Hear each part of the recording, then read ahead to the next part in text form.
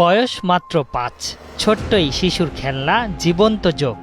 রক্তক্ষেকো ভয়ানক এই জলজ প্রাণী নিয়ে প্রতিদিন খেলাধুলা করে শিশু সাদিয়া। অনেকের কাছে বিষয়টি ভয়ের হলেও সাদিয়া নির্ভয়ে জোকগুলো নাড়াচাড়া করছে, যা দেখে গা কাটা দিয়ে উঠবে যে কারো। এক যুগ ধরে নওগাঁর রানীনগরের কাশিমপুরে জোক লালন পালন করছেন মানিক মণ্ডল। ২ থেকে ২.৫ বছর বয়সী একটি জোক বিক্রি হচ্ছে ৮০০ থেকে ১,০০০ টাকায়। এই অর্থ দিয়েই জীবিকা নির্বাহ করছেন তিনি। তার কন্যাই ৫ বছরের সাদিয়া। বাবার সাথে আমি জোক ধরি, তারপরে বাবার সাথে নিয়ে আসি, খাবার দিয়ে ওই পানি দিয়ে পরিষ্কার করে ধুয়ে দিয়ে আবার জোক নিয়ে খেলাধুলা সব ভালোবাসি।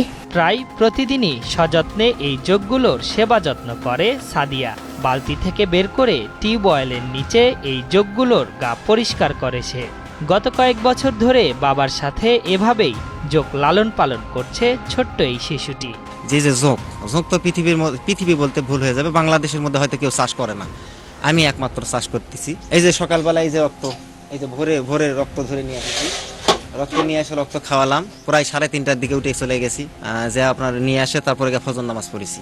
জোক লালন পালনে ছোট্ট সাদিয়ার অধীর আগ্রহ থাকলেও তার মা এই কাজে ভয় পান। তবে মেয়ের সাহসিকতায় আনন্দিত তিনি। আমি যেটুকু পারি করি, কিন্তু আমারই ভয় করে, কিন্তু আমার মেয়ে ভয় পায় না কোনো সময়। মানে জোক নিয়ে অনেক ভালোবাসে আমার মেয়ে। ক্ষুদ্র পরিসরে জোক লালন পালন করলেও মানিকের ইচ্ছা জোকের খামার গড়ে তোলার। তবে আর্থিক অসচ্ছলতার কারণে নিজের স্বপ্ন পূরণ করতে পারছেন না তিনি। এই জোক মোটামুটি আমি 10 থেকে 12 বছর যাবৎ পালি। এটা বিল থেকে ধরে নিয়ে আসি, বিভিন্ন বিল থেকে। শুধু নওগাঁ জেলা নয়, অনেক জেলার থেকেই নিয়ে আসি। ছোট ছোট বাচ্চা নিয়ে আসতে হয়, নিয়ে এসে এটা আবার রক্ত খাওয়াই আস্তে আস্তে বড় করি। বড় করে মনে করেন কিছু কাঁচা বেচে দিই।